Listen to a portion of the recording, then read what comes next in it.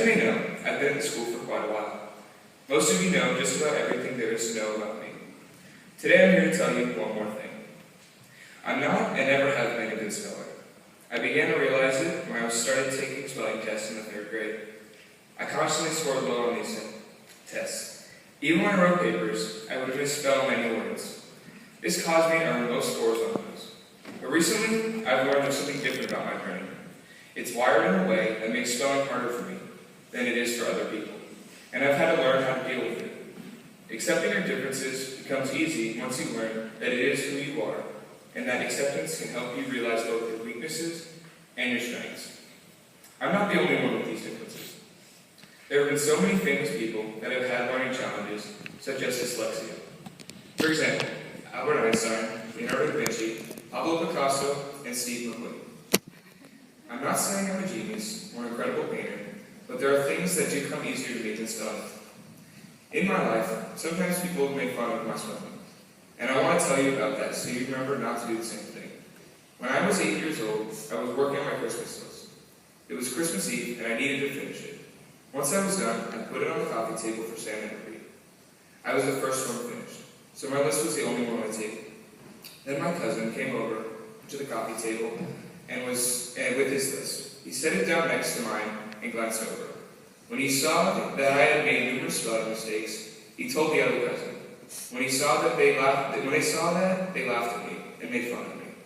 The reason they were doing that was because of my list. I had misspelled simple words like beets, castle, Santa Claus, and please.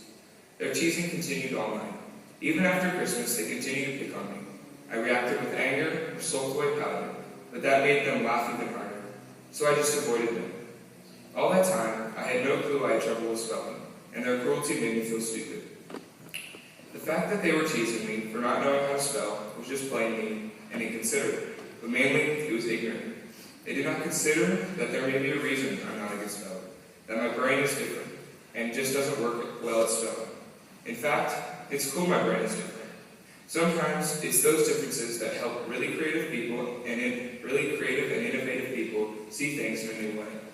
In the Bible story we just heard, Jesus eats with tax collectors and others who some consider to be sinners. When the Pharisees see this, they make fun of Jesus for eating with them. Jesus then says, "It is not the healthy who need a doctor, but the sick." I think when he says this, it means that just because Jesus refuses to comply with society's beliefs about who does or does not deserve God's love. And to show God's love is deserved by everyone, he goes out of his way to socialize with the people the Pharisees rejected. Jesus taught sinners need him even more, so that they can learn how to follow God's ways, just as I need more help with spelling. It doesn't mean I'm stupid, or that God loves me less. People like me need acceptance and help, not to be excluded or made fun of. When we get help learning to adapt to our differences, we can use our gifts and maybe we'll be as successful as Albert Einstein or Leonardo da Vinci. Learning about ourselves helps us overcome our differences and recognize our strengths. And other people's acceptance gives us confidence. But you must also figure out a way to address your problem. For instance, my problems with spelling have been a challenge, but there are so many tools to help me, like spell check. Now that I know what my situation is, I'm able to accept who I am and find ways to make it less of an obstacle in my life. Also, I feel that since I've accepted myself, it makes it easier to better understand and accept others who have differences. Since all